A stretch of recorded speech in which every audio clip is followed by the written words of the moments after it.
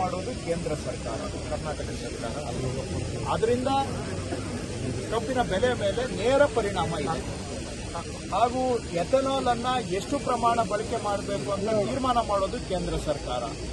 ಆ ತೀರ್ಮಾನದಿಂದನೂ ಕೂಡ ಸಕ್ಕರೆ ಕಬ್ಬಿನ ಬೆಲೆ ಮೇಲೆ ನೇರವಾದಂತ ಪರಿಣಾಮ ಇದೆ. ಸೊ ಈಗ ಎಲ್ಲಾ ತೀರ್ಮಾನಗಳು ಕೇಂದ್ರ ಸರ್ಕಾರದ ಕೈನಲ್ಲಿ ಇರುವಾಗ ಅಧಿಕಾರ ಎಲ್ಲ ಅವ್ರ ಕೈಯಲ್ಲಿ, ಜವಾಬ್ದಾರಿ ಬೇರೆಯವರ ಮೇಲೆ ಅಂತ ಹೇಳಿದ್ರೆ ಹೇಗೆ ಸಾಧ್ಯ? ಯಾರ ಕೈಯಲ್ಲಿ ಅಧಿಕಾರ ಇದೆ ಅವರು ಜವಾಬ್ದಾರಿ ತಗೊಂಡು ಸಮಸ್ಯೆ ಪರಿಹಾರ ಮಾಡಬೇಕು. ಆಯ್ತು, ನಾವಿವತ್ತು ಕಾರ್ಖಾನೆ ಮಾಲೀಕರನ್ನ ಸಭೆ ಕರೆದಿದ್ದೇವೆ, ಪ್ರಯತ್ನ ಮಾಡ್ತಾ ಇದ್ದೇವೆ, ರೈತರ ಹತ್ರ ಮಾತಾಡ್ತಾ ಇದ್ದೇವೆ. ಸೆಂಟ್ರಲ್ ಗವರ್ಮೆಂಟ್ ಏನ್ ಮಾಡಿದೆ? ಕಳೆಕಾಯಿ ತಿಂತಾ ಇದ್ದಾರ ಅವರು? ನಾವಾದ್ರೂ ಪ್ರಯತ್ನ ಮಾಡ್ತಾ ಇದ್ದೀವಿ. ಅವ್ರು ಏನ್ ಪ್ರಯತ್ನ ಮಾಡಿದ್ದಾರೆ ತೋರಿಸಿ, ಒಂದು ಉದಾಹರಣೆ ಕೊಡಿ. ಯಾರಾದ್ರೂ ಸೆಂಟ್ರಲ್ ಅಗ್ರಿಕಲ್ಚರ್ ಮಿನಿಸ್ಟರ್ ಒಂದು ಮೀಟಿಂಗ್ ಕರೆದಿದ್ದಾರಾ? ಪ್ರೈಮ್ ಮಿನಿಸ್ಟರ್ ಇದ್ರ ಬಗ್ಗೆ ಚರ್ಚೆ ಮಾಡಿದಾರಾ? ಯಾರ್ಯಾರ್ದೋ ಪ್ರೈಮ್ ಮಿನಿಸ್ಟರ್ ಟ್ವಿಟರ್ ಅಲ್ಲಿ ಏನೇನೋ ಹಾಕ್ತಾರೆ ಪೋಸ್ಟ್. ಇವತ್ತು ರೈತರು ಹೋರಾಟ ಮಾಡ್ತಾ ಇದ್ದಾರೆ, ಇದ್ರ ಬಗ್ಗೆ ಏನು ಅವರ ಪ್ರತಿಕ್ರಿಯೆ?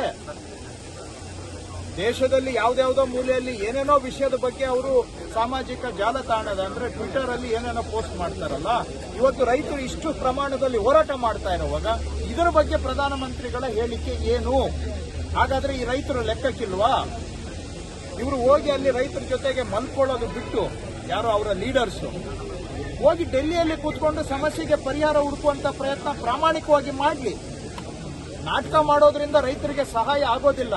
ರಾಜಕೀಯ ಬೇಳೆ ಬೇಯಬಹುದು, ಆದ್ರೆ ಅದರಿಂದ ರೈತರಿಗೆ ಸಹಾಯ ಆಗೋದಿಲ್ಲ.